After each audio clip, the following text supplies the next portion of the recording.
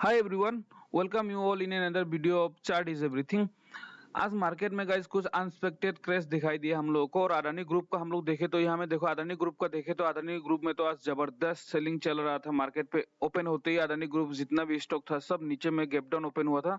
Gap down open होने के बाद गाइस उसके बाद भी हम लोग को कंटिन्यूअस यहाँ में अडानी ग्रुप में सेलिंग दिखाई दिया। अगर हम लोग निफ्टी का बात करें तो निफ्टी में भी आज हम लोग को सेलिंग कंटिन्यूअस सेलिंग दिखाई दिया। और निफ्टी कम से कम 126 पॉइंट शायद 168 पॉइंट नीचे में क्लोज दिया है निफ्टी। और अगर निफ्टी में हम लोग एक चीज नोटिस करें तो वो निफ्टी फिर से अपना 23,000 लेवल को रिटेस्ट करने के लिए और एक बार आ सकता है। इस लेवल को रिटेस्ट करने के लिए और एक बार आ सकता है कि निफ्टी जो अपना 200 ईएमए से जो यहाँ में सपोर्ट लेके यहाँ से जो पुल बैक का फॉर्मेशन हुआ था, पुल बैक का फॉर्मेशन होने के बाद इस जगह में थोड़ा दिन कंसोलिडेट किया था। देखो कंसोलिडेट करने के बाद इस जगह में उसने ब्रेकआउट दिया था। इस लेवल को ब्रेकआउट देने के बाद फिर से हमें देखो रिटेस्ट करने के लिए आया, उस लेवल को आया है और यहाँ से रिटेस्ट करने के बाद इसने ऊपर में पुल बैक दिया था। अगर एक चीज नोटिस करने से ये जो जोन है ना, पहले इसी जोन से उसका सेलिंग आया था, इसी जोन से उसका सेलिंग आया था कंटिन्यूअस नीचे में। और पुल बैक में भी देखो इसी जोन पे उसने बहुत सारा दिन कंसोलिडेट किया, ब्रेकआउट देने के बाद फिर से उसी जोन को रिट्रेस करने के लिए आया है।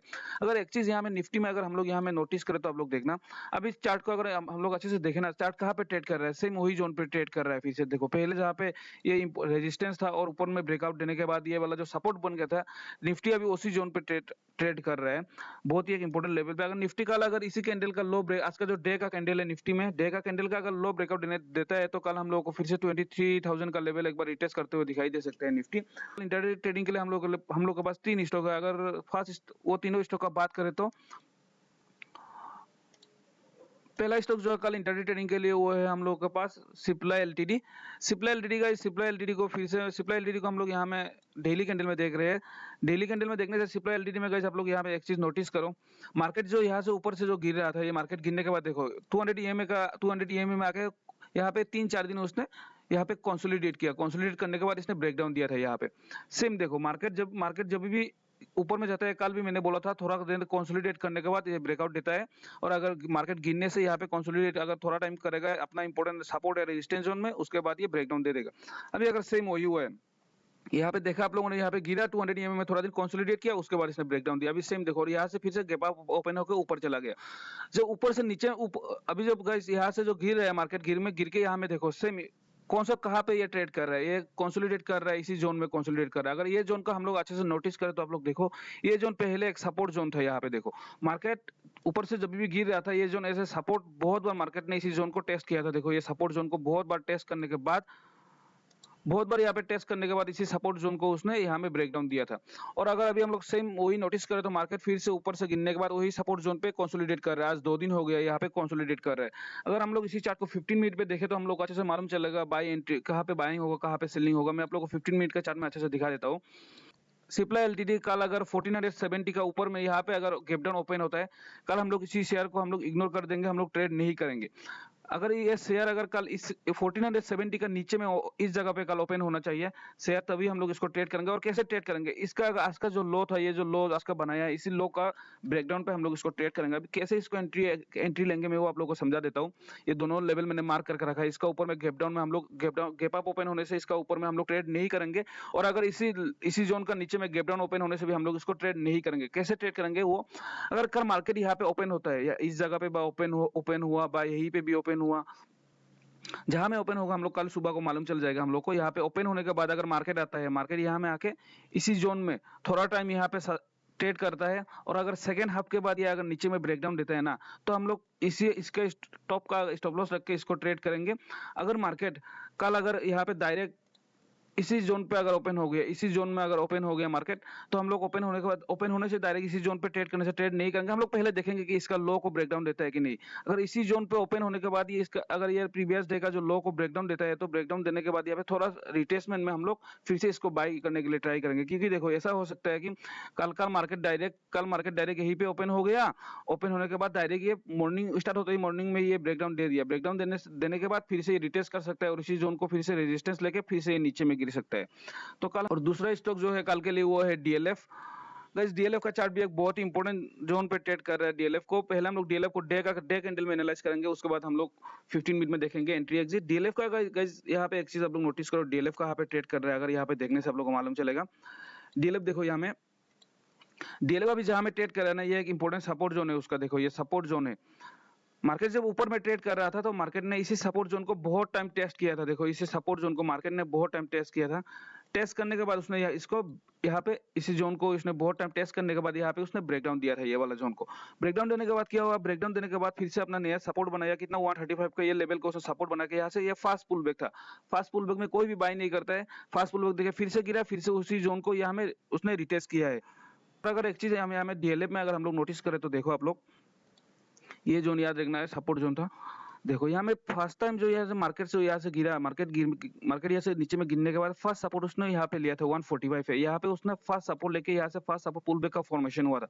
फॉर्मेशन होके पहले जो ये सपोर्ट जोन था इसको रेजिस्टेंस ऐसा एक किया यहाँ पे, और यहाँ से फिर से वो मार्केट नीचे में गिरा, गिर के फिर से 145 का लेवल में आके उसने सपोर्ट लेके आज एक पुल बैक यहाँ में हैमर टाइप का कैंडल का फॉर्मेशन हुआ है। यहाँ पे देखो मार्केट गिरने से हमेशा अपना प्रीवियस लो को, कल पहले का वीडियो में मैंने आप लोगों को बोला था प्रीवियस लो को अपना सस्टेन नहीं करते हैं, प्रीवियस लो को ब्रेक डाउन देके नीचे में गिरते हैं।